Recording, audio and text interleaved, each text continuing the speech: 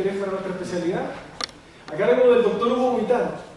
Él es cirujano dentista de la Universidad de Finisterre, el profesor asistente de la misma universidad, especialista en periodoncia, magíster en docencia universitaria, y múltiples diplomados que finalmente le dan la autoridad para estar acá hablándonos y compartiendo su conocimiento en relación al manejo de dolor agudo en odontología. Así es que les pido un fuerte aplauso para el doctor Hugo Huitano.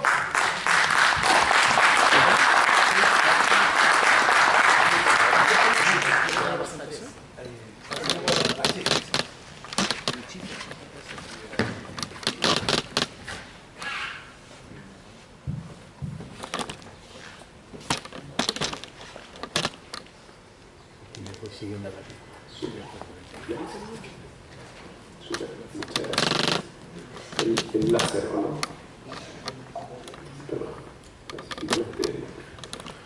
Bueno, primero que nada, agradecer la presentación, agradecer la invitación del doctor Erane para poder compartir con ustedes en este día de hoy, un lindo día, un buen día. Siempre es un buen día para hablar de un tema tan entretenido como la farmacología, ¿verdad? Que trasciende especialidades, barreras, fronteras, muy importante para nosotros como odontólogos, independiente de la especialidad. Y bueno, también agradecerle a ustedes por compartir esta tarde, desde esta hora hasta un rato más, que espero que no me extienda mucho. A veces me emociono un poco con esto, así que si estoy ahí titubeando mucho, me avisan nomás. Bueno, este es un tema, tal como sale ahí, una pequeña actualización. Todos, yo creo, hemos utilizado agentes analgésicos de distinta naturaleza, sobre todo enfocados para el manejo del dolor agudo. ¿Ya? Por ejemplo, el dolor postoperatorio después de un acto quirúrgico, un procedimiento de mayor o menor complejidad. Sabemos que existen muchos agentes analgésicos, no solo los clásicos como los antiinflamatorios, los esteroidales, también dentro de este grupo podrían estar los glucocorticoides, que son más bien esteroidales, agentes opioides. Aparte de ellos también sabemos que existe toda una gama para el manejo del famoso o tan conocido dolor crónico. ¿Ya? Bueno, en esta pequeña encuentro, más que charla, me gusta decir encuentro, hablaremos acerca de estos agentes enfocados principalmente para el manejo del dolor agudo. Bien, yo creo que todos tenemos una definición incluso propia, ¿verdad?, de lo que es el dolor. Ya nos enfrentamos a él tanto desde el punto de vista personal, como también recibimos personas, pacientes, ¿verdad?, que motivo de consulta frecuente es justamente el dolor. Y como les decía, creo que todos tenemos una idea, una noción, una definición propia. Si nos quisieran alguien preguntar qué dolor, uno va a dar una definición. Pero evidentemente yo no me voy a parar acá al frente y decir qué es lo que yo creo que es. Siempre la pregunta es qué dice la literatura, ¿verdad? Y bueno, en ese sentido, una entidad muy importante es la Asociación Internacional para el Estudio del Dolor. ¿Y qué nos dice? Bueno, que el dolor es una experiencia sensorial, emocional, desagradable claramente, que está asociada, ¿verdad?, a un daño real, pero ojo, también a un daño potencial. También esta definición involucra al dolor como una experiencia semejante o que se parece a aquella que nosotros experimentamos cuando justamente vivenciamos la experiencia de enfrentarnos a un daño nuevamente potencial o real. Esta clasificación es del año 2020 y pasó harto tiempo hasta que justamente la clasificación de la IACP tuvo esta actualización. Hay varios puntos, por supuesto, que engloba esta clasificación. Yo quise extraer algunas ideas centrales, destacando que el dolor es justamente una experiencia personal, es subjetiva. Está modulada sin duda por aspectos psicológicos, biológicos, emocionales. Y algo importante es que dolor no es lo mismo que nocicepción, ¿verdad? Este concepto de nocicepción acuñado por Harrington, ¿verdad? Hoy en día podemos concebir de que puede existir dolor sin que exista una estimulación o una alteración de la vía nociceptiva, por ejemplo, periférica. Eso ocurre hoy en día.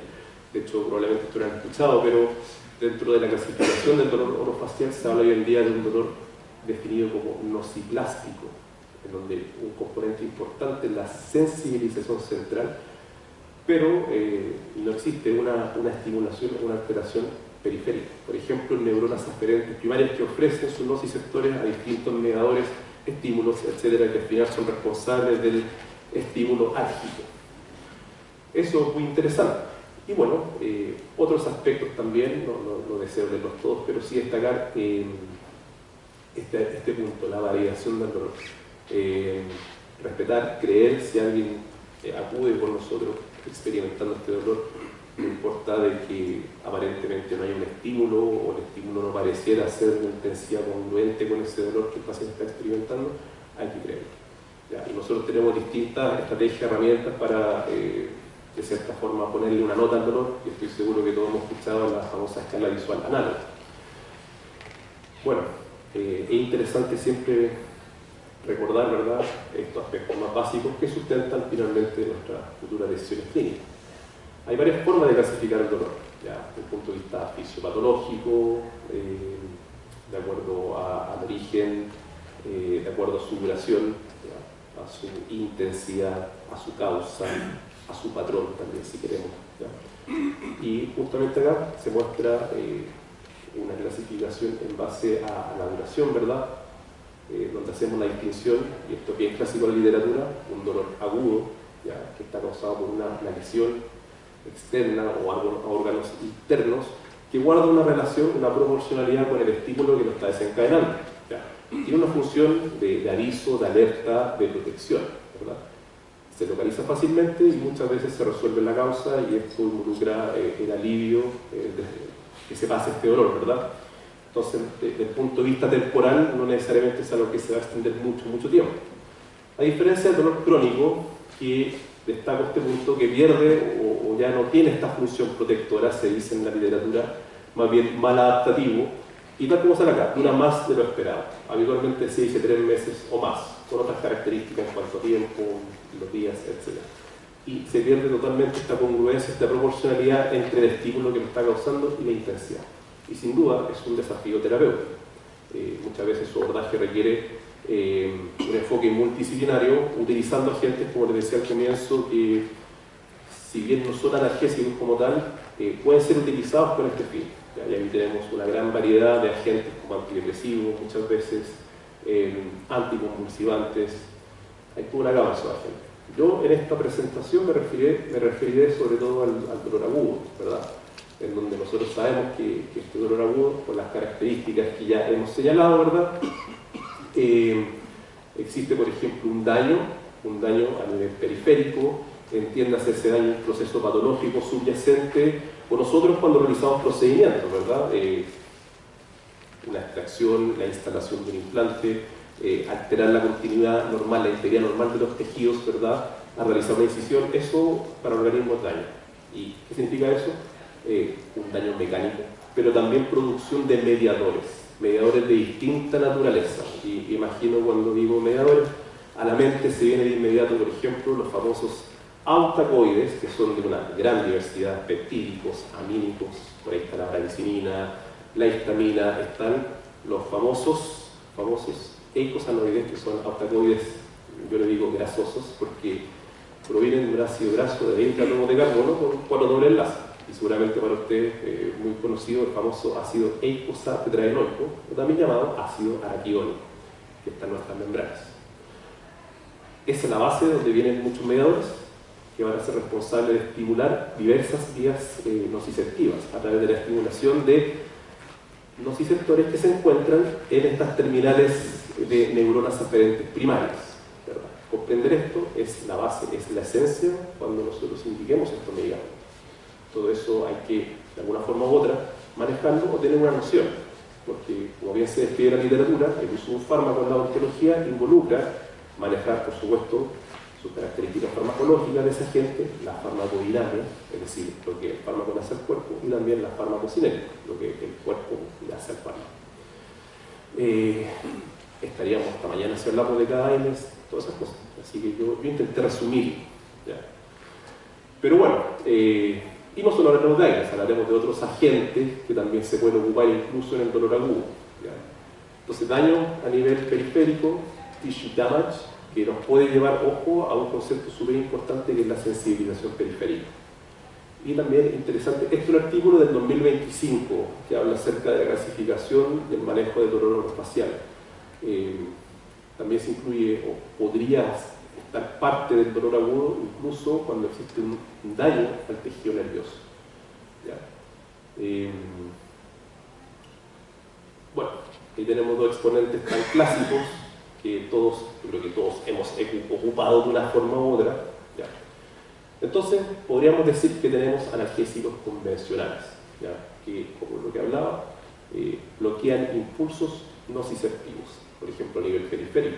Cuando nosotros indicamos un aire con algunas diversas vías de administración, como sabemos, y por eso lo decía antes, estos agentes, por ejemplo, pueden inhibir la síntesis de ciertos mediadores, ¿ya? En concreto de las prostaglandinas, que pertenecen a la familia de estos eicosanoides, son prostanoides, ¿verdad?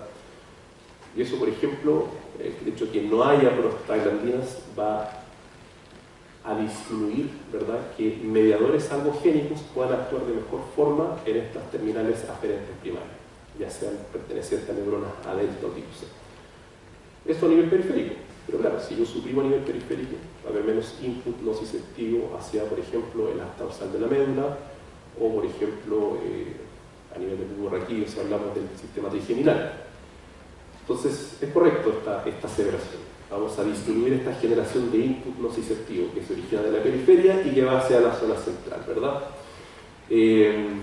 O disminuye su interpretación. Quizás los AINES tradicionales o antiinflamatorios no esteroidales no van tanto por esta línea, pero sí agentes que también, ojo, se pueden ocupar en el dolor agudo. Están guías clínicas, como son los agentes opioides. De hecho, en el dicho que hice, los agentes opioides, antiguamente llamados narcóticos, me duele, pero no me importa, estoy happy igual, como algo así. Ya hablaremos un poco de eso, es muy entretenido. Y bueno, hay otro grupo de fármacos que no son analgésicos como tal, pero podrían ser vistos como coadyuvantes analgésicos, de complemento, que quizás tienen un rol más que en el dolor agudo, en el dolor crónico. Y aquí se incluyen sobre todo antidepresivos, anticonvulsivantes. Podrían haber más grupos también de fármacos, yo puse solo uno para tenerlo ahí en el horizonte. Y muchos de estos medicamentos van a actuar por otras vías, por ejemplo, potenciando vías inhibitorias descendentes que regulan el dolor.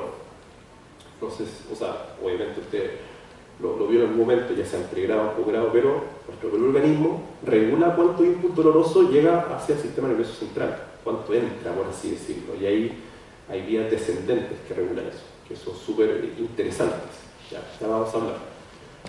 O bien estos agentes modulan el tráfico neuronal excitatorio, ¿verdad?, que es responsable de la generación e intensificación de este estímulo doloroso. Entonces en el dolor agudo quizás su rol es más limitado, ¿ya?, pero están presentes, quizás con un papel más en el dolor crónico. Bueno, y aquí también un artículo, ¿verdad?, que habla de los distintos tipos de dolor inflamatorio, posterior a la cirugía. Y aquí los principales grupos de fármacos antiinflamatorios, los AINES, por ejemplo, ¿verdad?, antiinflamatorios no esteroidales. Habitualmente uno dice AINES y paracetamol, porque el paracetamol no es un AINES, es un analgésico, actúa de forma distinta, de hecho. De hecho, ese es el fundamento por el cual nosotros podemos asociar, ¿verdad?, agentes tradicionales como el ibuprofeno con el paracetamol. Eso sí se puede hacer, pero lo que no se puede hacer es mezclar, por ejemplo, paracetamol con ketoprofeno. Eso no es correcto hacerlo. Poco beneficio y riesgo de mucho daño, por ejemplo, la mucosa gástrica. Bueno, ya hablaremos de eso también. A veces digo mucho esto, ya vamos a ver eso, pero créanme, lo vamos a ver de una forma u otra. Y si se fijan, claro, dolor post-cirugía, incluso de pronto el dolor, trastornos temporomandibulares también se pueden ocupar algunos de estos medicamentos. Claramente hay un abanico más grande de medicamentos y estrategias que se ocupan para este tipo de afección. Y por ejemplo para el dolor neuropático, que habitualmente se asocia con dolor crónico, pero que podría tener alguna asociación con el dolor agudo, al menos en algún momento temporal. Fíjense, opioides, antidepresivos tricíclicos, inhibidores selectivos de la recaptación de serotonina, fluoxetina, paroxetina, sertralina, citalopram, escitalopram, vortioxetina, dilanosona. Son muchos, ¿ya? Ahora, alguien me podría decir, pero los opioides también podrían estar acá, y totalmente de acuerdo. Pero como primera opción, jamás, ¿verdad? Nunca como primera opción. Y eso no lo digo yo solamente, lo dice una serie de estudios, de revisiones sistemáticas que han resumido, analizado, estudiado un montón de ensayos clínicos dobles, ciegos, randomizados, aleatorizados, que justamente estudiaban a pacientes que tenían dolor de moderado a severo y que recibían un analgésico en monoterapia para aliviar el dolor al cabo de 4 a 6 horas, en al menos un 50%. Toda esa información de todos esos ensayos clínicos, que muchos incluían el dolor dental, es lo que se conoce como la escala analgésica de la Liga de Oxford, que es para responder la famosa pregunta: ¿qué analgésicos son más eficaces? Siempre está esa pregunta: ¿qué es mejor, verdad? Cuando me preguntan qué es mejor, yo pregunto: ¿se refiere a eficacia analgésica, a eficacia farmacológica o se refiere a potencia farmacológica? Que son dos conceptos distintos. A veces yo escucho: es que quiero un AINES más potente. Pregunta: ¿quiero un AINES más potente o quiero un AINES más eficaz? Esa es la pregunta que hay que hacerse. Y eso nace del estudio de la farmacodinámica básica. Ni siquiera asociado a esto, estudio de la farmacodinámica básica. ¿Ya? Es decir, farmacología básica. Que si uno lo mira con una mirada crítica dentro de los contenidos mínimos de la enseñanza de la odontología, ahí dice farmacología general. Yo pensé que no estaba hasta que lo revisé, farmacología general. Lo digo porque yo me desempeño principalmente en pregrado. Me imagino que quizá alguno de ustedes hace docencia también, y es difícil la pregunta cuando un estudiante dice: ¿esto para qué? ¿Para qué saberme esto de la potencia, la eficacia, la farmacocinética? Y claro, es difícil a veces responder sin uno estar liberando catecolamina, ¿verdad? Sin empezar ahí Pero bueno, con calma, con acompañamiento, con paciencia, porque uno también se hacía esas preguntas: aquí está, ¿verdad? Pero bueno, tiene un sentido. ¿Y qué tenemos acá? Por ejemplo, aquí se hizo un procedimiento, desconozco cuál, pero se hizo un procedimiento y creo que hay usura, ¿verdad? Pero algo pasó acá. Entonces, daño. ¿Y qué se libera? Una gran diversidad de mediadores. Prostaglandinas, que vienen de este ácido araquidónico, y lo digo mucho porque el mecanismo de acción de los AINES tiene que ver precisamente con eso. ¿Ya? Histamina, de mastocitos, eosinófilos, bradiquinina, que viene de precursores como el quininógeno de alto peso molecular, ATP, pero es que ahí faltan, claro que faltan, hidrogeniones, sustancia P periférica, péptido relacionado con la calcitonina, que estimulan a estas neuronas de primer orden. ¿Qué neuronas corresponden o cuáles son? Neuronas tipo C, por ejemplo, que son bastante polimodales y que responden a una gran diversidad de estímulos, sobre todo químicos, pero también podría ser mecánicos como la presión, un corte, pero las que más responden a un corte, a una presión, a lo mecánico, son las fibras tipo A delta. Y si uno recuerda las clases de fisiología oral, las fibras tipo A delta nos dan un dolor intenso, en inglés se llama sharp, stinging, con una fácil localización o que permite ser discriminado espacialmente con facilidad. En cambio, las fibras tipo C se asocian a un dolor más, como se le llama, dull, burning, aching, un dolor como quemante, no tan intenso, que cuesta identificarlo. ¿Ya? Eso tiene que ver con mecanismos ascendentes, por vías diferenciadas anatómicas. ¿Ya? Y bueno, esta neurona se activa, tiene los receptores, detecta estas sustancias. Las prostaglandinas, es importante señalar, no causan dolor per se, pero ¿qué hacen? Sensibilizan a esa terminal nerviosa a otras sustancias que son excelentes para producir dolor. Ejemplo, la bradicinina, ¿verdad? Entonces, se estimula, genera un potencial de acción y eso ingresa a nivel del puente por este ganglio, no sé cómo lo llaman ustedes, pero pareciera ser que en anatomía los nombres propios, autos. Yo de repente a mi estudiante en la clínica le digo el conducto de Stensen, me dicen: ¿qué es eso? No se llama así, conducto parotídeo, pero me dice yo: ah, bueno, ok, sí cambió.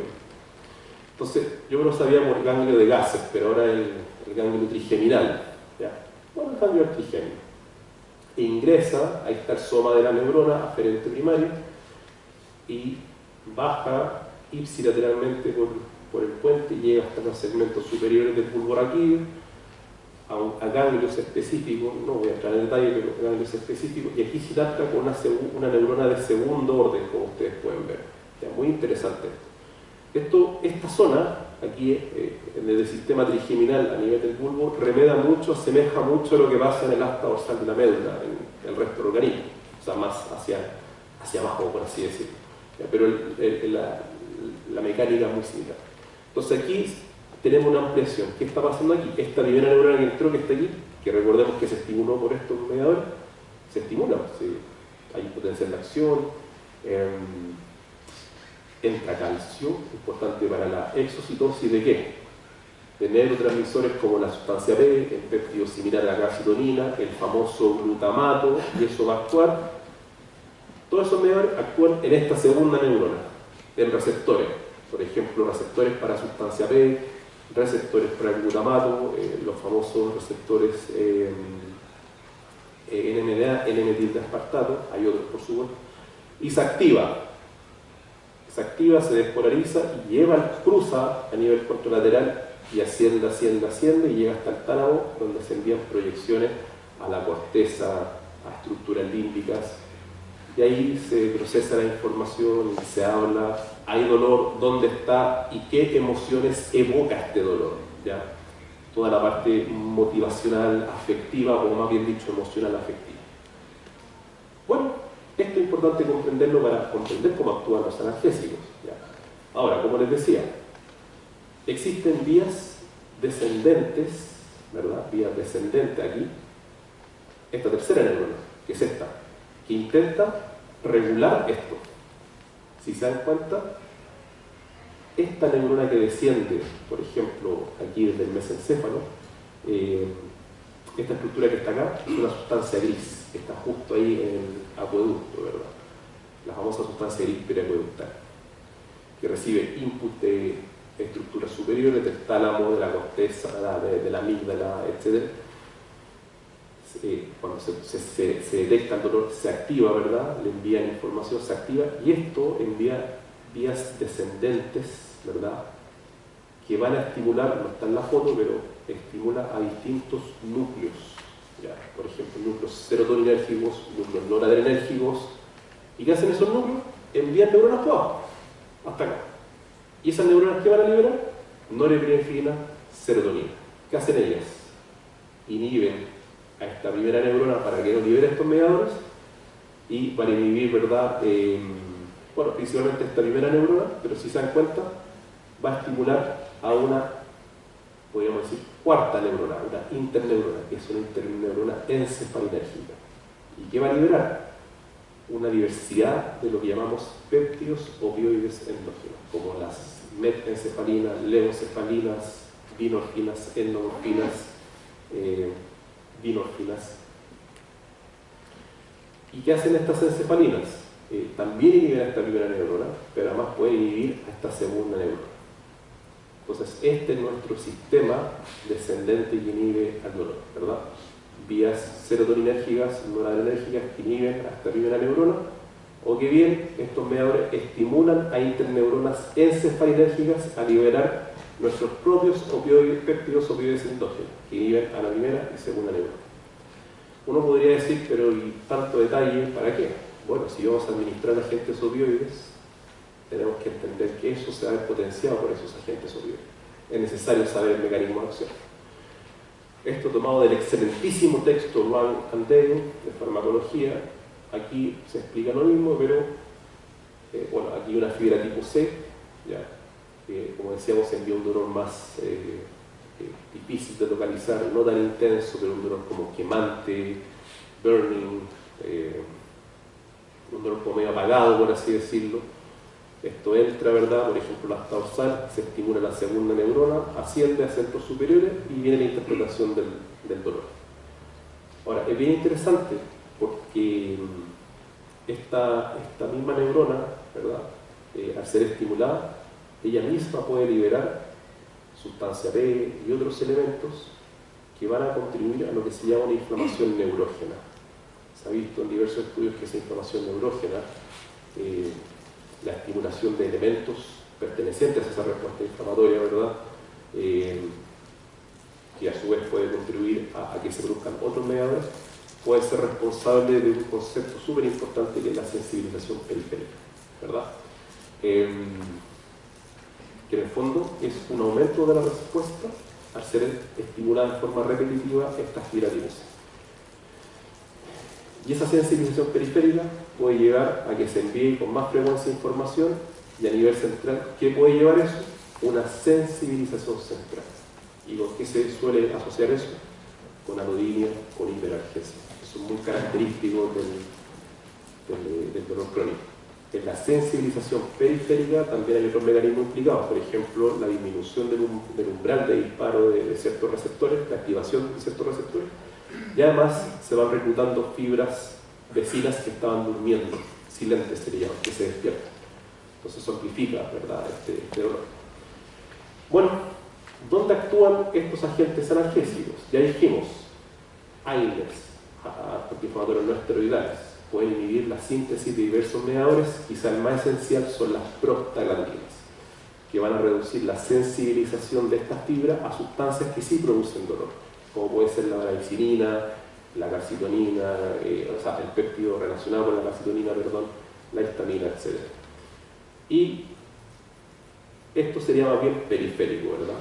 Y a nivel central, los agentes opioides, ¿qué van a hacer?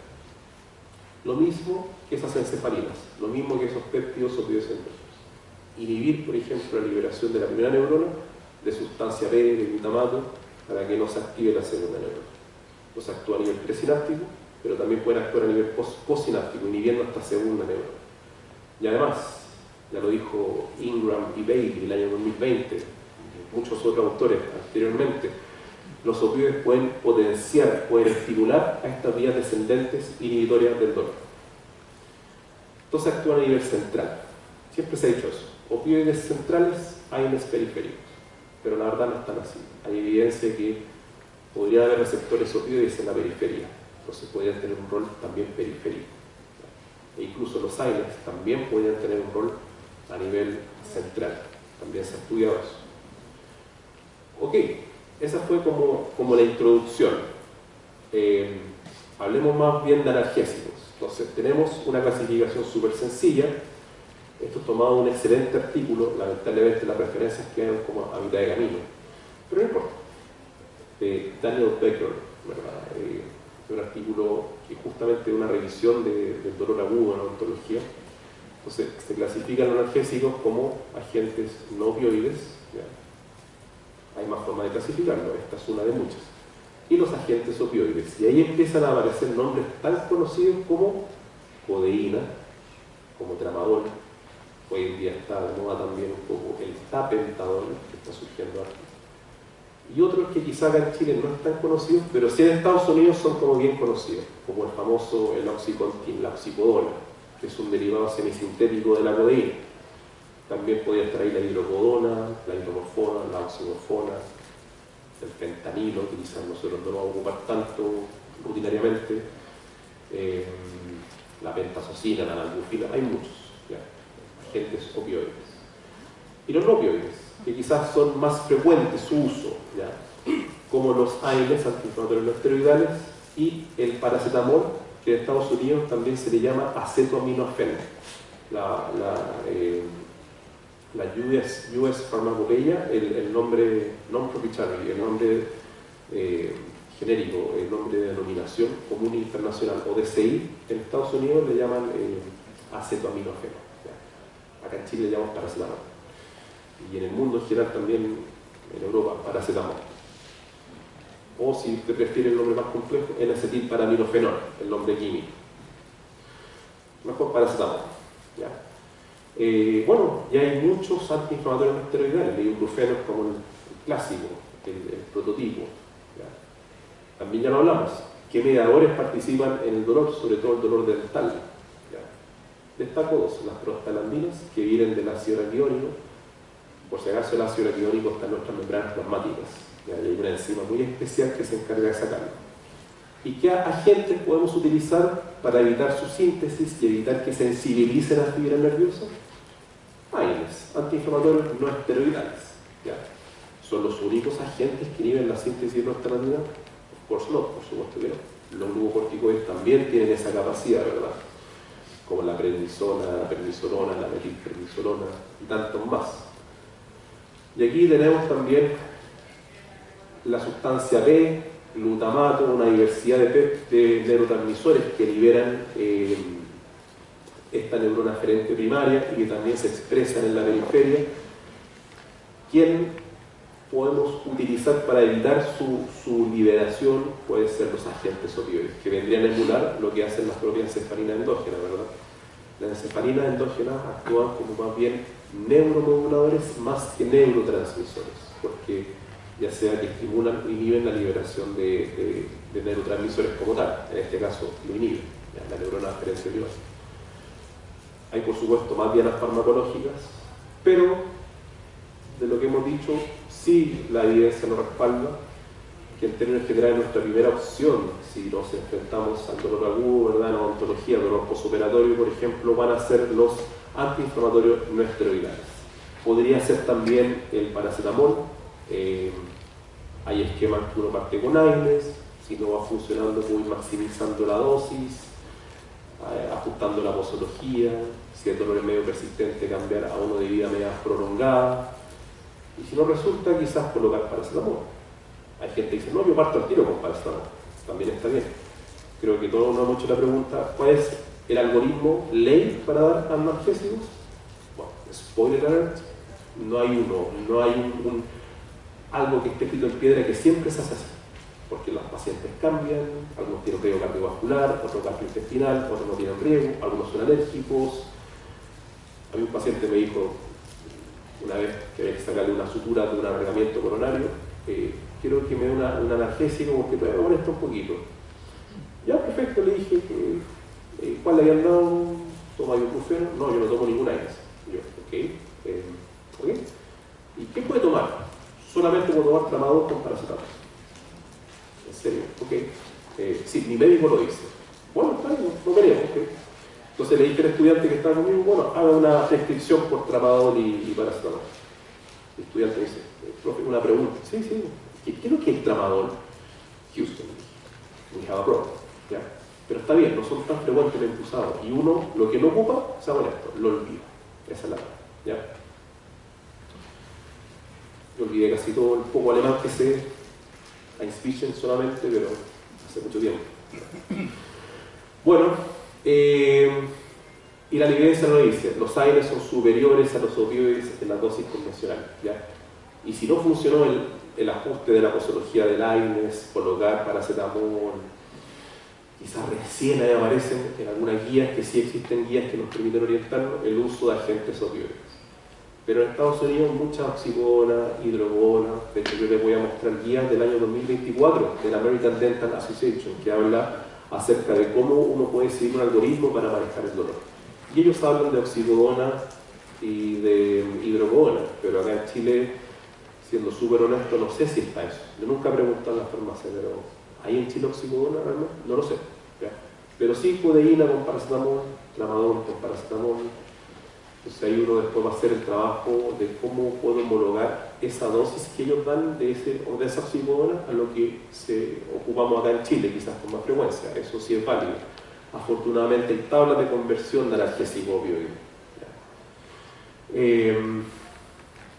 Esto es un artículo, bueno, un poco antiguo, del 2015, pero habla de los AINES más vendidos en Chile, según el número de cajas vendidas.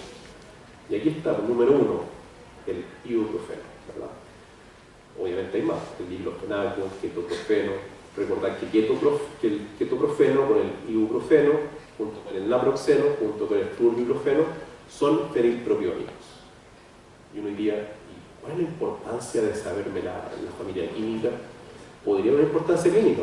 Si el paciente desarrolló algún cuadro asociado a inmunoglobulina E, por ejemplo, urticaria, angioedema, anafilaxia, ¿no será una buena idea no darle de esa familia y usar una familia química distinta? Por ejemplo, un derivado del ácido acético, como el diclofenaco, por ejemplo, podría ser una buena idea. Hay todo un tema con las alergias, ¿ya? Distintas estructuras químicas. siempre con mi estudiante, pero profe, me tengo que saber todos los nombres, no sé si todos, pero lo que usted va a usar y saber si quizá algunos más. Yo creo que ese es el mensaje. Bueno, los áreas tradicionales. ¿Qué quiere decir tradicional? Bueno, puede ser el ibuprofeno no tradicional. Hay otras formas de clasificarlo y una de ellas tiene que ver con la inhibición de las enzimas ciclooxigenasa, que ustedes también las conocen probablemente. Todos las conocemos, enzimas que son súper importantes en la inflamación, en el dolor, pero lamentablemente también tienen una importancia capital en la homeostasis fisiológica. De eso no hay cuestionamiento, ¿ya? De hecho, ¿cuál problema podemos tener si un paciente consume over the counter el ibuprofeno, el ketoprofeno así a destajo? Sabemos que un problema puede ser a nivel gástrico, porque estamos suprimiendo la COX que tiene que ver con la homeostasis gástrica. Es un gran problema, ¿ya? No todos tienen el mismo potencial gastrolesivo, claramente, ¿ya? Y el riesgo de daño gástrico también varía entre las personas, no todos tienen el mismo riesgo, ¿ya? Ya hablaremos un poco de eso.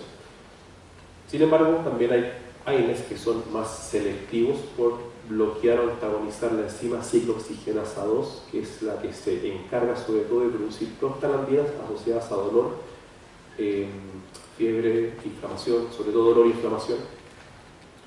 A veces hay duda, ¿es selectivo o específico? El diclofenaco, el meloxicam, le gusta más inhibir la COX-2, por ejemplo, pero igual bloquean a la COX-1. Pero otra cosa son los COX, ellos solo bloquean a la COX-2, no tocan a la COX-1. Y esa fue la panacea, ¿sí o no?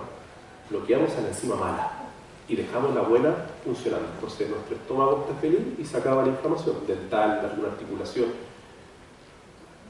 ¿Saben qué pasó con el primero de ellos? ¿Saben cómo se llama? El famoso Zeus, era el nombre comercial, el Rofegoxib.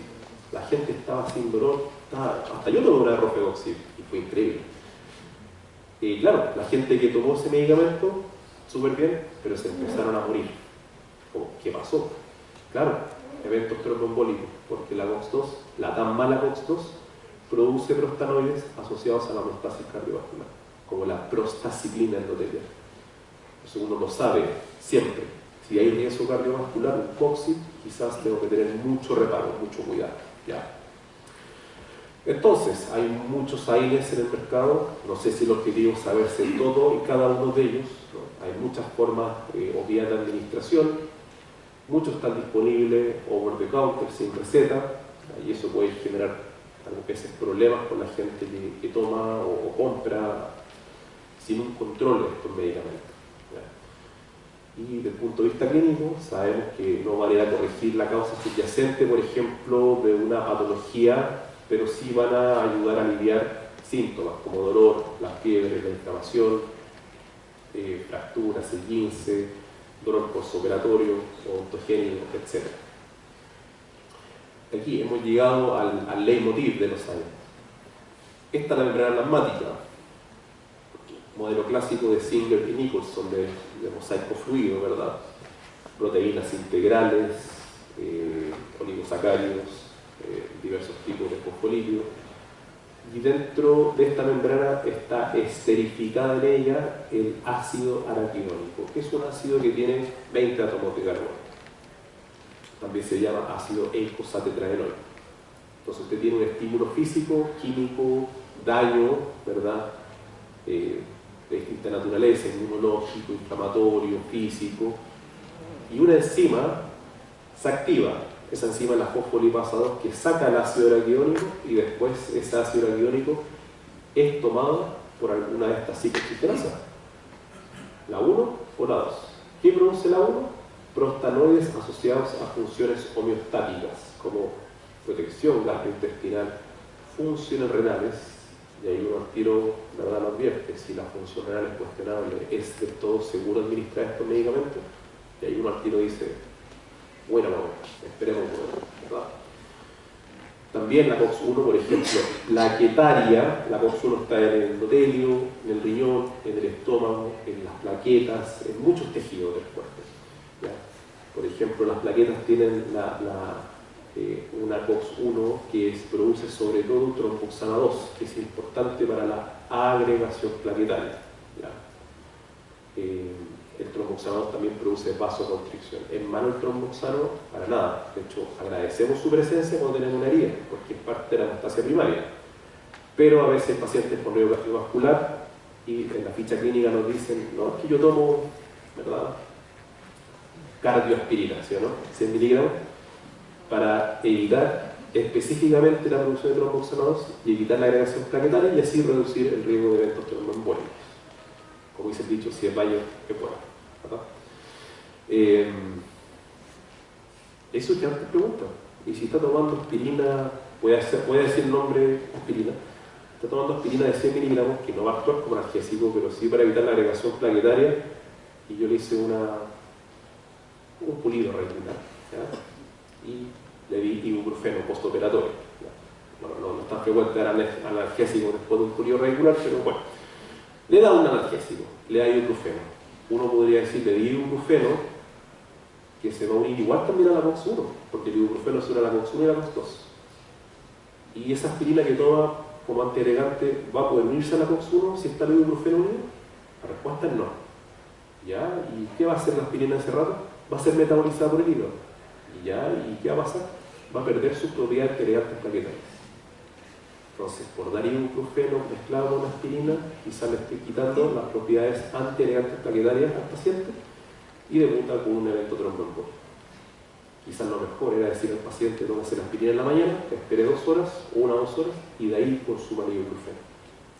Porque la aspirina en dosis de 100 miligramos se pega a la COX-1 y no la suelta nunca más. Es uno de los pocos ejemplos en farmacología de una inhibición irreversible. Se acetila de forma irreversible la ciclooxigenasa 1, por ejemplo. ¿Ya? Y la COX-2 es la mala, ¿verdad? Que produce dolor, fiebre, inflamación. Pero, ¿función renal? Sí. ¿Produce prostaglandinas importantes para funcionar? Sí. Y produce prostaciclina, PGI-1, que es vasodilatadora y antiagregante plaquetaria, ¿verdad?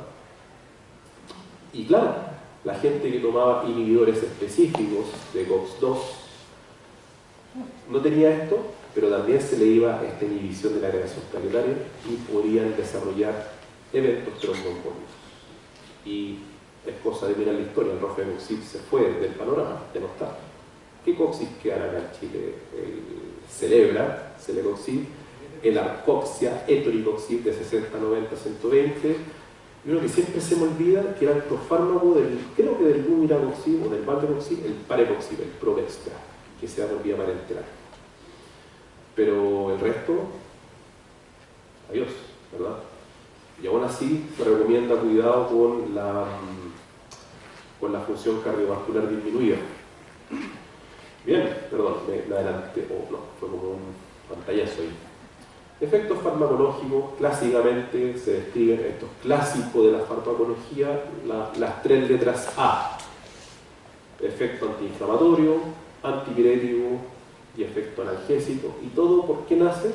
Por la inhibición de estas ciclooxigenasas que producen prostaglandinas. Entonces el ibuprofeno, que es un inhibidor no selectivo, inhibe la COX-2, tenemos todos estos efectos, pero puede inhibir a la COX-1 que cumple el rol homeostático. ¿Y eso a qué se traduce? Daño gástrico, daño renal, eventualmente puede haber de igual forma un daño cardiovascular eventualmente. Entonces eso, es como una balanza, ¿verdad? Entonces por eso es tan importante las características del paciente al momento de indicar un fármaco, como está su estatus gastrointestinal, cardiovascular, etc. ¿Ya? 3A, como que en la ontología entrena con las A, porque como estrategia de dejar de fumar en periodo me acuerdo de las 7A. Ask, advice, hasta ahí llego. Assess, hasta ahí llego. Otras 4 se me olvidaron. ¿Ya? Creo que hay una modificación de eso hoy en día, no la recuerdo. Y solo para enfatizar, los AINES inhiben la síntesis de prostaglandinas y las prostaglandinas son excelentes vasodilatadoras, aumentan la permeabilidad vascular. Por favor, en la inflamación no solo participan las prostaglandinas, hay muchos mediadores. ¿Ya? Entonces, al suprimir la síntesis de estos eicosanoides, sobre todo de las prostanoides, las prostaglandinas, los AINES van a actuar más inhibiendo la fase vascular de la inflamación y no tanto la celular. Los glucocorticoides actúan en ambas etapas, por así decirlo. ¿Ya? De hecho, todos estos autacoides, incluyendo las prostaglandinas, explican los 4 signos cardinales, tanto tiempo ya, creo que fue Paracelso, si mal no recuerdo, dolor, rubor, calor, tumor, y la quinta fue impotencia funcional por Virchow. Bueno, seguimos con los AINES, ¿verdad? En este recorrido apasionante de los AINES. Lo que les decía, yo quiero un AINES más potente. ¿Más potente o más eficaz? Aquí tenemos 2 analgésicos, A y B. Esta es una curva, cuando habla de farmacodinámica, habla de las curvas, dosis y respuesta, ¿verdad? Graduadas o cuánticas o cuantales. Aquí es una graduada, ¿verdad? Efecto biológico, siempre me dicen la X y la Y. Yo tengo idea cuál es cuál. La que va para arriba y la que está acostada. ¿Ya? No, yo con la matemática, no. Lo mismo que pasa, ¿verdad?, con atención ortopediátrica, es un desafío, ¿verdad? Pero lo intenté, o sea, lo tuve que hacer en el programa como todo.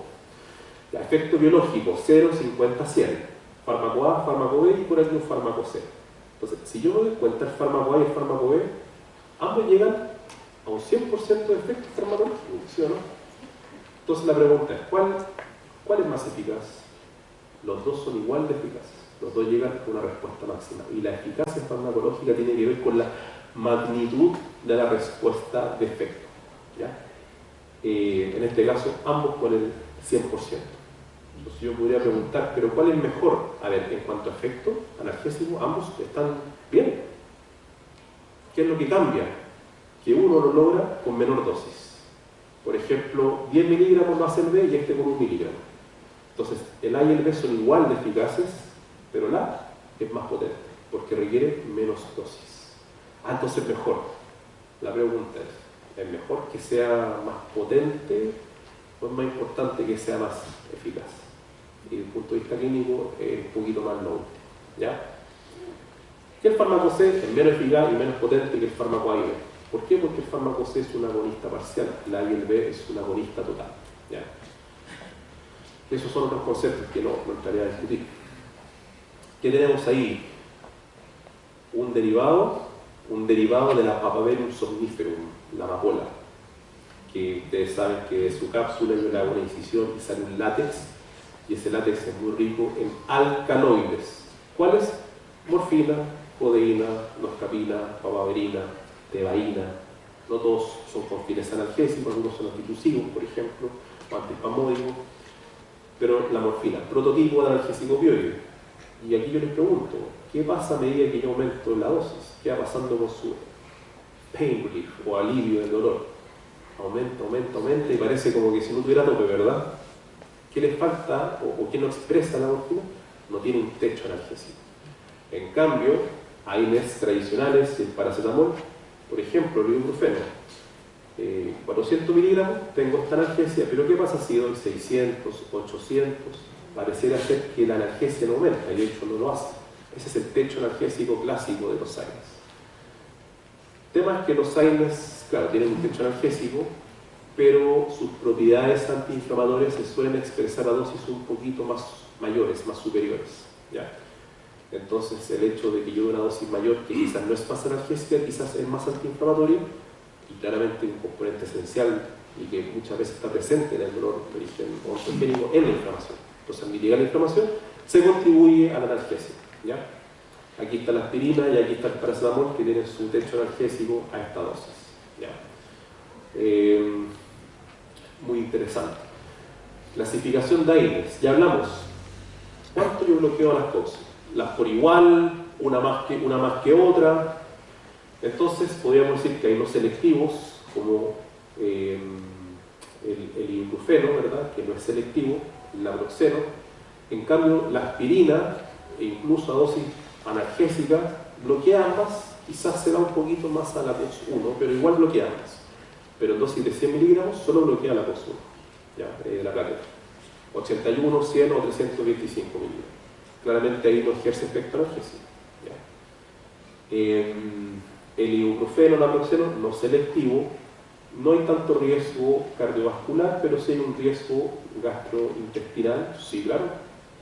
Con la aspirina en dosis analgésicas también puede estar. ¿Y por qué el daño gastrointestinal? Porque usted inhibe a COX, que están en el estómago, ya, que son homeostáticos. Es que si tomo 3 días de ibuprofeno voy a tener dispepsia, náusea, perforación. Probablemente no. Ahora, si hay factores de riesgo, eso es otra cosa, ¿verdad? ¿Quién tenemos acá? Meloxicam, diclofenaco y otros más, piroxicam, indometacina, etc. Semiselectivos. Les gusta más inhibir a la COX-2 que a la COX-1, pero mantienen una actividad COX-1. Y ya dijimos, si yo bloqueo la COX-2, menos prostaciclina endotelial, mayor riesgo de eventos adversos cardiovasculares. ¿Ya? En cambio, los COX son selectivos específicamente, solo bloquean a la COX-2, no pueden a la COX-1. ¿Por qué? Eso también se explica desde un punto de vista más molecular. Aquí les presento las COX. Tienen forma de... no sé qué será eso realmente, ¿ya? Una forma renacentista y media, no sé. Pero fíjense la COX-2. Vamos a decir que tiene una patita para el lado, una side pocket. Y este residuo químico, bulky, como medio bultoso que tienen los COX, solo cae ahí. Entonces el COX no va a bloquear este residuo, solo basta. ¿Ya? Y esto es tomado del excelentísimo texto, así como está el texto que el profesor Herane nos pedía estudiar, tanto en la especialidad, ¿verdad?, de Jan Linde, que me gusta mucho, una lectura muy intensa, pero muy buena. La lectura intensa en farmacología, como la Biblia, entre comillas, no sé, pero es como la referencia, Goodman y Gilman, la base terapéutica de la farmacología, ¿verdad? Clasificación de los... esto es tomado de ese texto, clasificación de AINES en base a su estructura química, no la voy a leer entera. ¿Ya? Pero aquí en rojo están puestos los AINES que son tanto selectivos específicamente como selectivos por la COX-2, pero que igual bloquean algo a la COX-1, como el diclofenaco, el meloxicam, ¿verdad? Pero en rojo están los COX-1, los que solo bloquean la COX-2. ¿Ya? Y se muestra la afinidad que tiene por ambas enzimas, y esto que está acá tiene que ver con las vidas medias, ¿ya? Desde breve hasta prolongado. Entonces, por aquí está el ibuprofeno, ketorolaco, ¿ya? Aquí está el paracetamol, el ketoprofeno, pero si bajamos, aquí tenemos, por ejemplo, al naproxeno de una mayor vida media, el meloxicam, el piroxicam. ¿Ya? De hecho, el meloxicam muchas veces 7,5 miligramos se tomará cada 12 horas, o una vez 15 miligramos por día. Bueno, ¿qué efecto adverso? Ya hablamos. Gastrointestinal, dispepsia, náuseas, vómitos, úlceras, hemorragias, hasta perforaciones si es que el riesgo es grande. Y esto se debe a que se inhiben las prostaglandinas de la mucosa gástrica. ¿Ya? Ojo, muchas personas piensan que la toxicidad gástrica es solo por vía oral, pero si yo inyecto una AINE, también va a inhibir las COX en el cuerpo, incluyéndola a nivel gástrico. ¿Ya? Entonces es un daño directo, se le llama, e indirecto. ¿Ya? Cuando usted toma por vía oral, muchos AINES son ácidos débiles y el contacto con la mucosa también genera un daño. Por eso yo creo que a nadie le recomendaríamos, si tiene un dolor dental, no colóquese la aspirina pegadita a la encía, ¿verdad? Va a lastimar un poquito el tejido gingival. Cardiovascular, hipertensión, riesgo trombótico. O sea, si yo tengo salud sistémica y tomo un AINES, no es que me va a dar hipertensión, no, por favor. Pero sí puede que aumente transitoriamente la presión arterial y después se estabiliza. ¿Por qué? Porque las prostaglandinas tienen un rol importante, por ejemplo, en modular la tasa de filtrado glomerular y tienen un rol importante en la natriuresis o excreción de sodio. Y si yo boto sodio, la regla básica es que también se va al agua, ¿verdad? Y la presión arterial de qué depende, de la bulimia también. Quizá alguien que no tenga patología, factores de riesgo, hipertensión, no pasa nada, pero si hay alguien que sí lo tiene, ahí hay que tener cuidado. Entonces todo el mundo sabe, si tengo hipertensión y tomo AINES, tener cuidado. No es una contraindicación absoluta, por supuesto. Se añade además que la gente hipertensa muchas veces está con medicamentos antihipertensivos, los cuales muchos, pero no todos, dependen de la acción de las prostaglandinas para ejercer su efecto antihipertensivo. La gran mayoría. Los antagonistas del receptor AT1 de angiotensina, los sartanes, los inhibidores de la ECA, los PRIL, beta bloqueadores, ¿verdad? ¿Para qué decir de diuréticos, Pero curiosamente, de acuerdo a la literatura, pareciera ser que los bloqueadores del canal de calcio no se ven tan afectados por esta interacción. Como las famosas bilirrubinas, que en periodos que tanto nos gustan, como el nifedipino, que se asocia históricamente a la hiperplasia gingival. ¿Ya? Y bueno, también esto es un tema que en la especialidad lo conversábamos antes, o sea, bastante. Tomo aspirina a diario para prevenir eventos tromboembólicos, pero me van a hacer una exodosia. Suspendo la aspirina, ¿verdad? No. La guía actual me dice que yo no debería suspender un antiagregante plaquetario y que si ocurre quizás un sangramiento, lo puedo manejar localmente. Incluso esa recomendación hoy en día se extiende a las anticoagulantes orales, ¿ya? Pero sí hay que pedir un INR, por supuesto. Pero me acuerdo que en el posgrado, aunque el paciente no tomara aspirina y estuviera tomando Proaines, siempre nos decían no, que va a sangrar un poquito en la cirugía, no le dé AINES previo, ¿ya? Para una cirugía dental es poco probable, pero quizás para una cirugía torácica, corazón abierto, quizás ahí sí, ¿ya? Porque es cierto, la aspirina inhibe irreversiblemente la consumo en dosis de 100 miligramos, pero el ibuprofeno también lo puede hacer, pero reversiblemente y por un rato. Entonces la plaqueta igual está inhibida, pero por un tiempo corto, ¿ya? No puedo decir que el ibuprofeno es eficaz como antiagregante plaquetario, no, difícilmente, ¿ya? Y lo mejor, ya, suspendamos la aspirina, que no estoy de acuerdo con eso si es que no hay razones para hacerlo, porque podría haber razones, ¿ya? La suspendo hoy día para hacer la extracción mañana. Tendría un sentido, ¿no? Difícilmente. Porque, ¿qué fue lo que hizo? Acetila irreversiblemente la COX-1 plaquetaria. Bueno, la plaqueta puede formar una nueva COX. Y eso es una gran no, porque la plaqueta tiene fragmentos de núcleo. No tiene un núcleo como tal. ¿Cómo va a ser una transcripción replica? No va a formar una nueva enzima. Hay que esperar, si usted lo suspende y quiere que el efecto de la aspirina se vaya, tiene que esperar que todas las plaquetas afectadas sean recambiadas por plaquetas funcionales con su COX-1 funcional. ¿Y eso cuánto tiempo toma? 10, 14 días. En la práctica clínica puede tomar menos, quizás. Pero pensar que yo suspendo la aspirina hoy día para mañana estar ok, eso no es cierto. ¿Ya? Eso fisiológicamente no va a ocurrir. Y a nivel renal, como les decía, los AINES también pueden tener efectos adversos. Probablemente en alguien que no tenga patología renal no pasa nada, pero alguien que tenga una menor función renal, por la razón que sea, muchas veces las prostaglandinas se aumenta su expresión. ¿Para qué? Para dilatar un poquito la arteria referente, llegue sangre al glomérulo y se mantenga el filtrado glomerular. Entonces hay personas que tienen un deterioro en su función renal y dependen mucho más de las prostaglandinas para funcionar. ¿Qué pasaría si yo las suprimo por un año? Podría hasta gatillar una insuficiencia renal. Entonces, aquí yo sé que en la vida hay matices, gris, no tan gris, pero para mí, si hay problemas renales o la función renal es cuestionable, yo no uso AINES, al menos no sin hablar con el médico. Uso paracetamol, ¿ya? Entonces, no está la idea de saber cómo está la función renal. Una prueba puede ser pedir una creatinina plasmática, ¿verdad? Que eso después el médico lo puede calcular al índice de filtrado glomerular. Hay ecuaciones como la ecuación de Cockcroft-Combs. ¿Y eso para qué? Por ejemplo, si hay menos función renal, para hacer ajustes de dosis en pacientes con menor función renal. Ejemplo de la amoxicilina, ejemplo, eventualmente el metronidazol en casos más complejos, o sea, en casos de mayor deterioro. ¿Ya? Bueno, es muy interesante toda la parte fisiológica.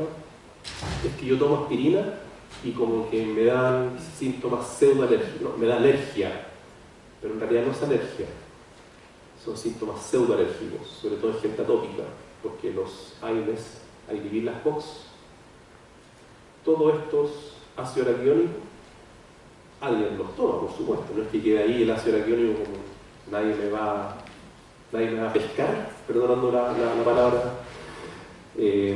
Sí, alguien sí lo va a tomar, la lipoxigenasa, y va a producir leucotrienos, leucotrieno B4, C4, T4, 4, el D, el E, la famosa sustancia lenta de anafilaxia, como se describe en el texto de farmacología. Y eso aquí lleva broncoconstricción y yo pareciera como si fuese algo alérgico, pero no es algo alérgico, es algo del metabolismo, que se produjo más leucotrieno. Y hay gente que es muy sensible a eso, la gente atópica. ¿Para qué decir si ya tiene asma o bronquitis? Se puede exacerbar una enfermedad respiratoria, ¿verdad? Así se llama enfermedad respiratoria exacerbada por AINES. ¿Ya? Distinto es si no es una alergia verdadera y se produce una degranulación masiva de histamina, ¿verdad? Con caída de tensión vascular y se produce un choque anafiláctico. Ahí eso es otro mecanismo. Entonces, esto es importante. Dermatológicos pueden haber reacciones cutáneas, prurito, rash. Hematológico, lo que hablábamos por todos los AINES al inhibir, bueno, la gran mayoría de los AINES, sobre todo los selectivos, si toca la COX-1, podría afectar un poquito la agregación planetaria, pero es transitorio, sin tanta significancia clínica. Pero la aspirina en dosis de 100, sí, esa sí es efectiva como antiagregante plaquetario. Y no sé si han escuchado que el AINES, si el paciente toma warfarina o acenobumarol, ¿qué es la warfarina? Es un inhibidor de la enzima vitamina K oxidorreductasa, esencial para la maduración de la protrombina,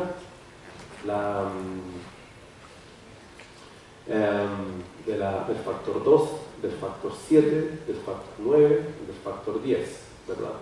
Protrombina, proconvertina, factor antimofílico y el factor de Stuart Power.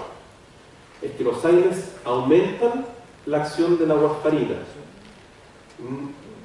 Yo digo que no, pero el riesgo mayor es que si el paciente tiene una erosión gástrica producto del AINES, va a sangrar mucho más.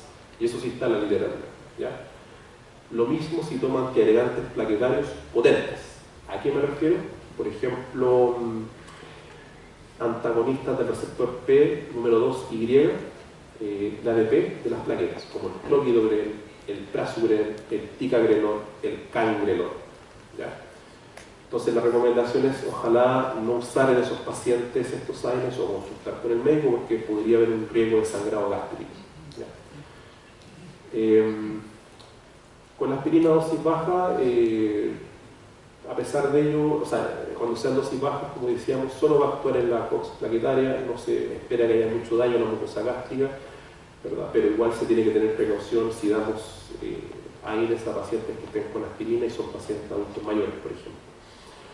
Y a nivel hepático, que es más raro, puede haber alguna alteración hepática, por ejemplo el diclofenaco es asociado a elevación de transaminasas hepáticas.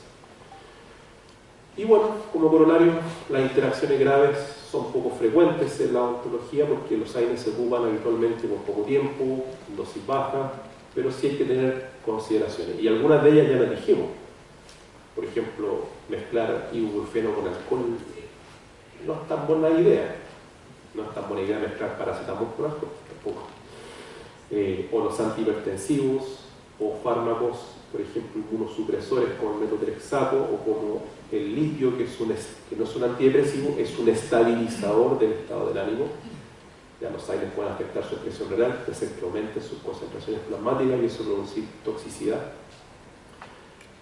Y algo que está también en la literatura, que se ha visto que hay mayor riesgo de sangrado gástrico cuando mezclamos inhibidores de la recaptación de serotonina con AINES.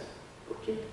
Porque la serotonina, así como la ADP, la trombina, ¿verdad? El calcio, el colágeno, la epinefrina, es un potente proagregante plaquetario y en la hemostasia primaria se necesita la serotonina también.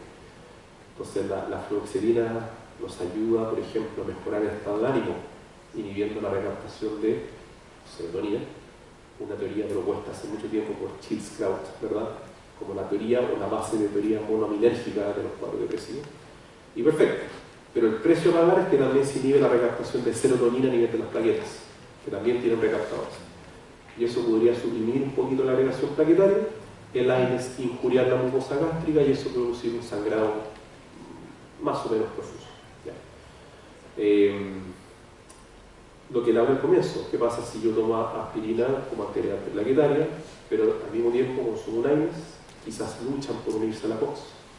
Y si la aspirina no gana esa lucha, va a ser destruida por el hígado y se va a perder el efecto antiagregante. Después el ibuprofeno se va a soltar. pero no hay una aspirina que pueda unirse a la consulta. Y lo que hablamos de anticoagulantes y antiplaquetarios, que sí, muchas veces me dicen es que el anticoagulante y el antiagregante, digo no, el anticoagulante o el antiagregante no son lo mismo, ya no es como, no son lo mismo, son distintos. ¿Ya? Entonces, AINES por alcohol, mala idea, aumento del daño gástrico, ¿verdad? Evitar el consumo simultáneo, advertir más de 3 tragos al día, eso también lo vi en una lectura, pero me quedó la duda. 3 tragos, ¿de qué magnitud de tragos estamos hablando, verdad? Como la duda, ¿es como así o así, verdad? Bueno, es muy variable, yo no tomo, así que no lo podría responder. De vez en cuando, sí. Y si fuese a tomar y mezclarlo con algún fármaco, lo haría más que una vez, así viene a estar más tranquilo, ¿verdad? No con un AINES, ahí tendría dolor. Ya, AINES más antihipertensivos, excepto antagonistas del canal de calcio, ya lo explicamos. Menos prostaglandinas renales, menos efecto antihipertensivo. No es contraindicación absoluta, pero sí no es mala idea si el paciente tiene hipertensión y está medicado y usted indica AINES, primero haber consultado en la ficha clínica cómo está esa hipertensión, consultar con el médico también, no es mala idea, preguntarle al paciente. Y en teoría se dice que si el periodo con el AINES es de poco tiempo, de 3 días, idealmente no debería haber problemas. ¿Ya? Ahí sale hasta menos de 5 días, pero yo no vería razón de mantener más de 3 días un AINES. Igual no es mala idea, si hay dudas, citar al paciente una vez más y tomar la presión y ver si ha aumentado o no, ¿verdad? Por ejemplo, más del 10% del basal de presión que tenía. Y si es así, ¿verdad? Cambiar a paracetamol. Todavía me acuerdo de un paciente de la especialidad que, claro, no me acuerdo qué procedimiento fue, pero le prescribí un AINES y, claro, le subió un poquito la presión, tenía un derrame aquí en el ojo y fue al médico y el médico le dijo, esto es culpa de su dentista. Y claro, no me acuerdo muy bien lo que pasó, no le pasó nada a la señora, después no pasó nada. Dijo, no, yo no estaba controlando muy bien la presión arterial. Dijo, ok, está bien, no se trata de echar la culpa, sino de saber por qué pasó esto, ¿verdad? Entonces puede ser que haya alzas de presión incluso con un uso muy abreviado, puede ser también. ¿Ya? Y fármacos como el litio, el metotrexato, a veces dosis altas con fines en oncología, ¿verdad? Puede hacer que el AINES disminuye su eliminación renal, aumenta su concentración y eso se asocia a toxicidad. ¿Ya? Quizás dosis más bajas, como se ocupan para ciertos cuadros autoinmunes como la artritis reumatoide, podrían ser tolerables, pero hay que recordar que esos pacientes podrían estar tomando AINES indicados por su médico. Y si uno mete otro AINES, no es buena idea. ¿Ya? Hay que hacer una interconsulta. Y con el litio tiene un estrechísimo margen terapéutico, ¿verdad? Entonces puede aumentar el litio en su concentración plasmática y producir neurotoxicidad, problemas gástricos, hasta arritmias cardíacas. Entonces, no sé si es una contraindicación absoluta, pero si se va a dar AINES con el litio, hablar con el médico para ver si le ajusta un poquito la dosis en base a lo que se va a indicar. Y aquí está lo que les dije, también con los antidepresivos, menos serotonina, menos función plaquetaria, riesgo de sangrado con los AINES, ¿verdad? Por irritación del AINES a la mucosa gástrica. Menor acción cardioprotectora o antiagregante plaquetaria, ¿verdad? Por competencia entre AINES como el ibuprofeno y la consumo plaquetaria con la aspirina. Y con anticoagulantes antiplaquetarios, el temor es que este AINES pueda irritar la mucosa gástrica y generar sangrado que puede ser profuso. Bueno, ejemplos de nosología, nombré algunas, podemos conversarla, discutirla. Aquí van por algunos comentarios. Por supuesto, si usted gusta la presentación a referencia bibliográfica, yo se las puedo entregar, sin ningún problema. Pero aquí hay varios ejemplos, está el ibuprofeno, 2.400. Creo que esto es lo importante, saber cuánto es lo máximo diario. Antiguamente 3.200 para el ibuprofeno, hoy en día 2.400, y si es over the counter, 1.200, porque hay un reporte europeo del año 2017 que decía tenga cuidado con el riesgo cardiovascular del ibuprofeno en dosis elevada. Entonces, si uno piensa 400, 3 veces al día, son justo 1.200, pues estaría bien. Y 400 miligramos de ibuprofeno puede ser un buen punto de partida para el dolor de leve o de leve a moderado, ¿verdad? Que ya vamos a ver eso. Paracetamol, aquí está, ¿verdad? Tylenol en USA, ese es el nombre, perdón, comercial, este es el nombre genérico en Estados Unidos. Aquí en Chile le decimos paracetamol. N-acetil para aminofenol. No es un AINES, es un analgésico. Ya, no tiene el mismo mecanismo de acción, aunque en algún momento se dijo que sí, actuaba bloqueando box centrales, más que periféricas centrales. El paracetamol no actúa a nivel periférico, entonces no produce virtualmente daño gástrico, pero por lo mismo tiene muy pocas propiedades antiinflamatorias. Es más bien un analgésico antipirético. Y se piensa que el mecanismo de acción tenía que ver con la inhibición de una COX-3, quizá usted alguna vez lo escuchó, a nivel central. No se ha podido demostrar la presencia de esta enzima como tal, pero se piensa que puede estar. Entonces no se ha descartado esto todavía, ¿ya? Pero hoy en día hay un modelo nuevo, de hecho no está en este artículo del 2008. Se ha visto que el paracetamol podría ser un profármaco. ¿Qué es un profármaco?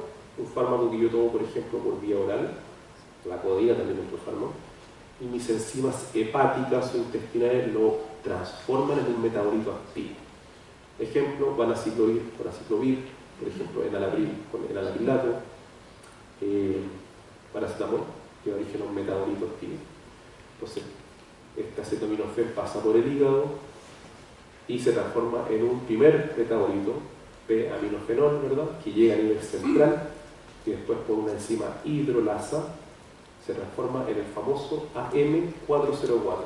Ese sería el metabolito responsable del efecto analgésico del paracetamol, ¿verdad?, que si se fijan actuaría estimulando a receptores de endocannabinoides, el receptor CB1, y esa activación llevaría a la estimulación de vías, lo que hablaba al principio, descendentes inhibitorias del dolor. Entonces, hoy en día el paracetamol tendría una acción central. Por eso yo lo puedo mezclar con un AINES, porque actúan distinto. Pero mezclar ibuprofeno con naproxeno, ¿para qué? Eso sería contraproducente. Ya. Solo va a tener más efectos adversos. Este artículo es de Mallet, del año 2008.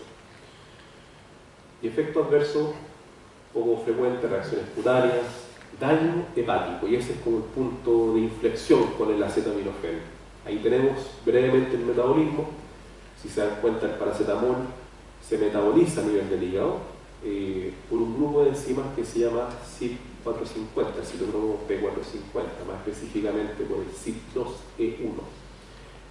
¿Y qué pasa? Esta acetaminofén se transforma en distintos metabolitos, la gran mayoría, pero un porcentaje no menor se transforma a este NAPQI, que es el NAPQI, N-acetilbenzoquinomeimina. Mejor NAPQI, ¿verdad? A los amigos. Y el NAPQI, ¿qué dice ahí? Sale una carita ahí no muy contenta, es hepatotóxico. Afortunadamente, cuando usted toma paracetamol, este NAPQI es conjugado con un compuesto endógeno que se llama glutatión para formar un derivado mercaptúrico que no tiene daño, no produce daño. El problema es cuando nos pasamos de la raya con el paracetamol. Y más de los 4 gramos diarios empezamos a tomar más que eso, ¿verdad? Y se produce mucho NAPQI. ¿Y qué se le va a pasar al cuerpo? Se le va a acabar el glutatión. ¿Y qué pasa cuando se acaba? Bueno, NAPQI dice, si a mí no me dan glutatión, me voy a empezar a pegar a los hepatocitos y los voy a empezar a destruir. ¿Dónde es crítico? En la gente que le gusta beber alcohol. Porque el alcohol es un inductor enzimático. Acelera la conversión de la paracetamol al NAPQI. Es que yo me tomé una pregunta a veces los estudiantes, y si yo estoy en un asado, doctor, y me tomo una cerveza y después me siento mal y me tomo al día siguiente un paracetamol, ¿qué pasa? Si tomo una cerveza nomás, un poquito, espere 24 horas, porque la enzima puede quedar estimulada a pesar de que usted ya tomó alcohol. Y si tomo un poquito más, espere entre 24 y 48 horas. Y si me tomo una garrafa, o varias garrafas, espere 1 o 2 semanas inclusive. Es curioso, cuando uno toma alcohol con paracetamol, a la enzima le gusta más como tomar alcohol y no tanto al paracetamol. Y pareciera que no pasa nada, Pero el alcohol se va al cuerpo, va a quedar inducida en la enzima y va a pescar el paracetamol y lo va a transformar en gran cantidad de NAD. Entonces, mucho cuidado. De hecho, hoy en día se ha recomendado que la dosis máxima en bebedores sociales no sean 4 gramos diarios, sean 3. Y si soy un bebedor compulsivo, ojalá 2, ¿ya? Con muchos matices, por supuesto. Y esto es curioso. Pareciera ser que este NADQI podría potenciar la acción de anticoagulantes, pero pareciera ser que este efecto no es tan significativo a las dosis terapéuticas que habitualmente usamos en odontología. Pero se describe en la literatura. Salen algunas recomendaciones, de hecho, de la misma American Dental Association. Creo que todos conocemos la posología, pero la quise colocar acá y colocar aquí estas consideraciones. Bien, no sé cómo estamos de tiempo, esa es la verdad. ¿Cuánto tiempo podemos? ¿10 minutos más? Ya, voy a hacer lo imposible en 10 minutos. Ya, bueno, esto ya lo explicamos, no lo voy a explicar de nuevo, pero el opio, ¿verdad?, con su morfina, Carl Sertüner, por el año 1804, si no me equivoco, aisló la morfina del opio y eso fue un hito en la farmacología. Ya conversamos de los peptidopioides, así que no me detendré mucho. Solo decir que estos péptidos opioides endógenos, o si bien yo administro morfina o codeína u otro analgésico opioide, actúan en estas neuronas, pero ¿dónde actúan precisamente? En receptores para opioides. Y hoy en día se han clonado, aislado 4 receptores. En algún momento fueron 5, pero hoy en día 4. Y el más importante desde el punto de vista de la analgesia que nos interesa a nosotros es el receptor MU, o MOR, ¿ya?, que se ubica a nivel periférico, espinal y en centros superiores. ¿Ya? Y eso es lo que le decía, ¿ya?, analgesia. Pero el problema es que la activación del receptor MU aquí lleva depresión respiratoria, sedación, euforia, dependencia, constipación, miosis también.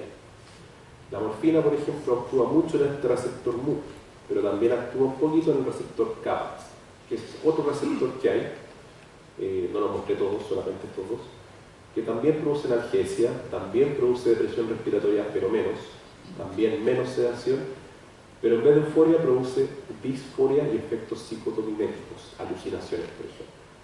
La pregunta puede ser, ¿para qué tengo que saber esto? ¿Por qué? Porque claro, hay una clasificación de los opioides en base a la afinidad por estos receptores. Por ejemplo, hay agonistas puros, como la morfina, que actúan estos dos, pero hay otros que son agonistas parciales, como la buprenorfina. O sea, actúan, estimulan el receptor, pero nunca lo van a hacer como la morfina.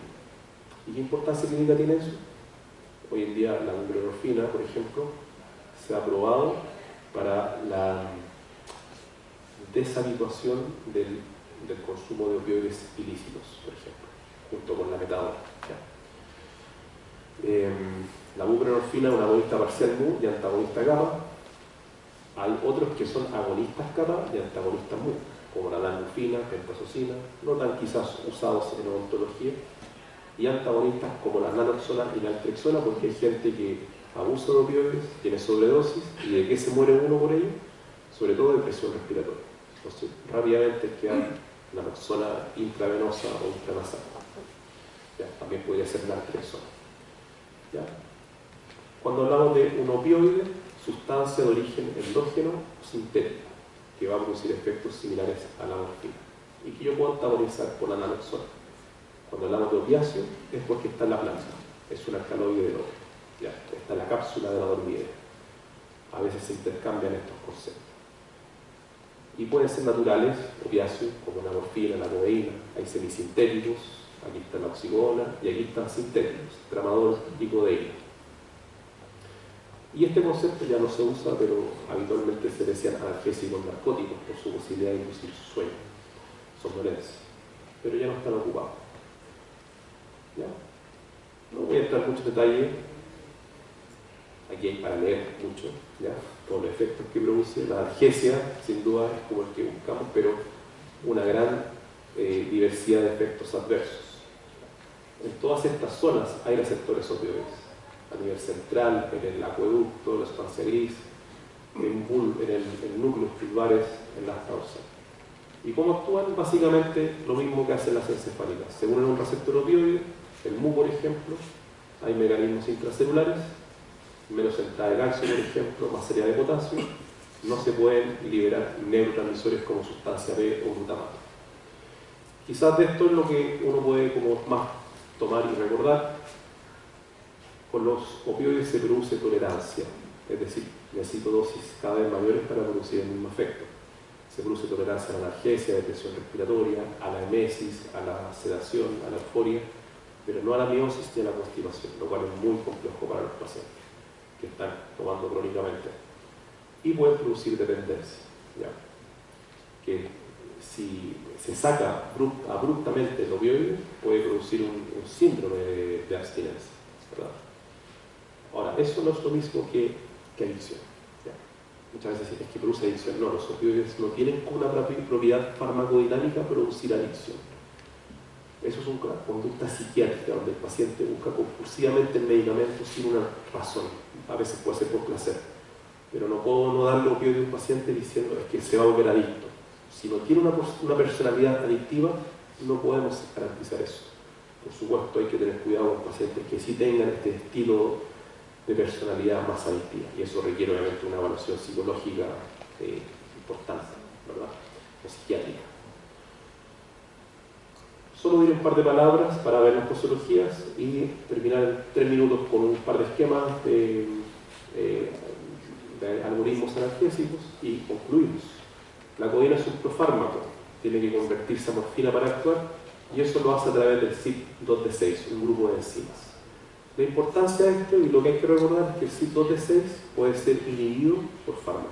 Por ejemplo, si tomo fluoxetina y me dan codeína, la codeína no se va a transformar a morfina y no va a tener analgesia. ¿Ya? Ahora, puede ser que no tome nada, pero mis enzimas pueden ser muy rápidas o muy lentas. Y ahí también hay un impacto.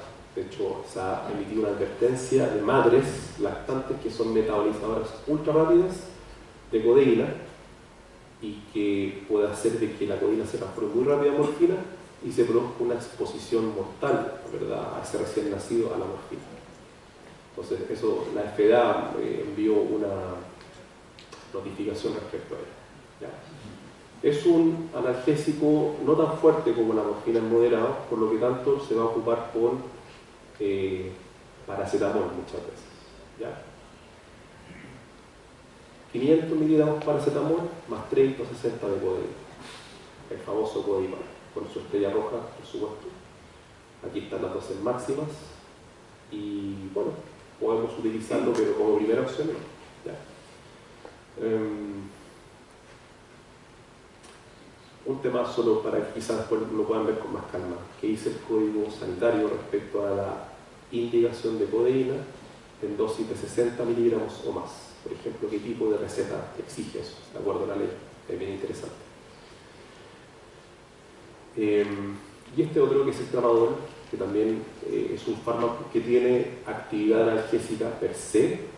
Por ejemplo, la molécula madre puede inhibir la recaptación de noradrenalina y serotonina, pero igual requiere ser metabolizado a un metabolito activo, que está acá, el M1 o U-desmetiltramadol, que ese es un agonista de receptores Mu. ¿Ya? Entonces también está sujeto a las mismas interacciones que hablamos. Y también es un analgésico no tan fuerte, por lo que se va a asociar con muchas veces acetaminofén. Tener precauciones pacientes que tienen ideaciones suicidas o que están con antidepresivos tricíclicos porque podría bajar el umbral convulsivo. Muchas presentaciones, incluso hay como la vitamina C, que uno echa en agua. No lo conocía ese, cuando estuve buscando. Entonces ahí tenemos paracetamol, que se baja un poquito, ¿ya? Y el tramadol, comprimido recubierto, efervescente, bucodispersables. Aquí está la posología y aquí están las dosis máximas que por día uno debería indicar. Bien, y para concluir, solo decir que si usted inhibe el CYP2D6 por distintos fármacos como la fluoxetina, la paroxetina o la ceftarina, la codeína y el tramadol van a tener menos actividad analgésica. que por favor, si el paciente tiene Parkinson y toma selegilinina o tiene depresión y no es tan habitual, pero toma un inhibidor de la monoaminoxidasa como penicilina, tranixetomida, isocarboxacida, moclobemida o la misma selegilinina, que es más bien para el Parkinson, nunca se puede mezclar, nunca, porque eso va a gatillar el síndrome serotoninérgico. Si el paciente toma esto, tienen que pasar 14 días que no lo tome para recién indicar el tramador. ¿Verdad? Esta misma recomendación se extiende a otros opioides que no son de uso tan frecuente. ¿Ya?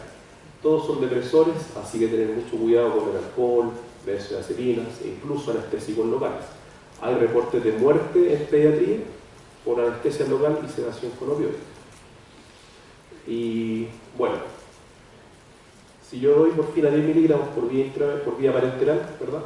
Si yo quiero lograr la misma analgesia por vía oral, tengo que dar 30 miligramos. ¿Por qué? Porque hay una destrucción de parte de esa dosis en el estómago. ¿Ya? Habitualmente, bueno, nosotros no usamos la morfina, ¿ya? Pero una dosis equivalente de codeína, por ejemplo, a esta dosis oral de morfina serían 200. Mucho, va a producir mucha constipación, mucha náusea. Entonces, de codeína, ¿cuánto ocupamos? 30 o 60. Si yo quiero lograr la misma analgesia con 60 de codeína, con tramador, van a ser más o menos 36, 37. Si yo quiero lo mismo con hidrocodona, 7,5 a 8. Y si yo quiero lo mismo con oxicodona, 6. Yo puedo dar dosis que son equianalgésicas. Y para hacer la conversión me puedo ayudar con tablas para calcular eso. Y esto voy a saltármelo un poquito, quiero mostrar el esquema, pero básicamente yo le hablé al comienzo de que hay una serie de, en el fondo está la escala analgésica de la Liga de Oxford que resume distintos estudios donde se demuestra que en primera instancia la primera elección siempre van a ser los analgésicos antiinflamatorios no esteroidales. Los opioides por sí solos no son tan adecuados, ¿ya? Para resumirlo, los AINES tienen un NNT más bajo. ¿Qué significa eso? Número necesario para tratar. Mientras más bajo sea, más eficaz es el agente farmacológico, ya el analgésico este. ¿Ya? Creo que lo importante de todo esto, acá. AINES son los más eficaces para el dolor dental agudo, fármacos clásicos, inclusive. Los opioides por sí solos son menos eficaces y se ocupan cuando los AINES están contraindicados. ¿Ya? Entonces, los pacientes que no respondan a AINES pueden utilizar combinaciones con paracetamol, incluir un opioide, etc. ¿Ya? Y estas son dos guías clínicas, ¿ya? Respecto a cómo se deben manejar la analgesia. Son dos guías clínicas de Carrasco-Labra, que fueron endorsadas por la American Dental Association, ¿verdad? Que básicamente llegan a las mismas conclusiones, tanto para niños como adolescentes y adultos mayores. Y también algo importante a considerar es qué tipo de procedimiento yo voy a hacer y el dolor postoperatorio esperado. Entonces, por aquí, por ejemplo, en un dolor moderado, ¿verdad? Cirugía de implantes, o un dolor severo, implantes complejos. La misma American Dental Association ofrece esquemas en base al tipo de dolor que yo espero, si es leve, si es leve a moderado, moderado severo o severo. Y si se fijan, con ibuprofeno. Si es moderado severo, se incorpora paracetamol, y si ya es severo, paracetamol, 650 más hidrocodona. ¿A cuánto equivale 10 miligramos de hidrocodona con codeína? Cerca de 80, por ejemplo. ¿Ya? Esto obviamente es lo mismo. Aquí está cuando el paciente no puede recibir AINES tradicionales, básicamente paracetamol con opioides. Este es el algoritmo, pero me lo voy a aceptar porque esto quería llegar. Para terminar, colegas, y agradezco la paciencia, uno se pregunta ¿cuál es la receta de cómo uno debe indicar los AINES, el paracetamol, los opioides? Difícil, yo no podría estar en una posición de decir esto es lo que siempre hay que hacer. Y tampoco voy a entrar en conflictos con también la experiencia que uno haya tenido. ¿Ya? No es venir a dar como se hace siempre, no puedo decir eso. Pero uno puede ir a guías clínicas que nos aconsejen, nos permitan orientarnos respecto a qué camino seguir. Estos son guías clínicas de la American Dental Association, junto con la Universidad de Pittsburgh, de Pensilvania, del autor Carrasco Labra y su equipo. Hay una también para niños, ¿ya? Esta de adolescentes, adultos mayores, ¿ya? 12 años o más, ¿verdad? O adultos mayores 65 años más. Y muestra caminos para el manejo del dolor postoperatorio. Y si el paciente, por ejemplo, puede tolerar los aires, no es alérgico, partimos con aires. Algo tan clásico como ibuprofeno con ambroxeno. O bien, lo mismo pero asociado a paracetamol. Y si la analgesia no es suficiente, ahí yo voy viendo, por ejemplo, agregar al aires que di paracetamol de 325 ocupan ellos, y además agregar paracetamol de 325 más 5 de hidrocodona, 5 de oxicodona. Yo lo podría convertir a un opioide que yo use en mi contexto nacional, por ejemplo, con las tablas de conversión. O bien, si yo partí con el analgésico, con el AINES más paracetamol, reemplazo este esquema inicial con el AINES, con un AINES, con paracetamol más paracetamol con un opioide. Y estamos dando 650 aquí de paracetamol. Ya. Y si el paciente no puede, opioide. O sea, perdón, no, opioide no sea golpeo, acetaminofén, paracetamol. Y si no resulta, pues recién aquí aparece el opioide. ¿Ya? Entonces es interesante porque nos ayuda a orientarnos. Y bueno, una revisión sistemática, una nueva del 2020. Me quedo con esto. No hay suficiente evidencia para recomendar un régimen único si hablamos de dolor postoperatorio tras implantología. ¿Ya? Centrarse en el perfil médico. Y yo creo, si usted me pregunta a mí, que hay que llevarse, o lo que yo me llevo, a veces nos centramos mucho, en mi caso, en el AINES, en el analgésico, cuál es mejor, qué dice la evidencia. Y a veces, me pasa, a veces olvido que lo esencial es la persona, el paciente que viene, con sus condiciones, con sus características, con su historial médico, con su expectativa. Eso hay que prestarle atención también.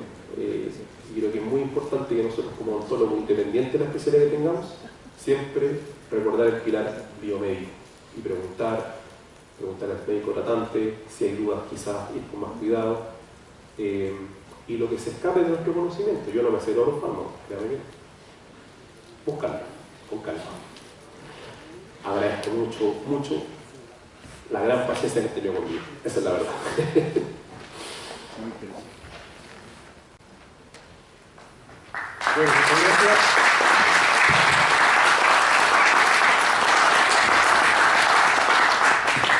Agradecido, doctor, por su presentación.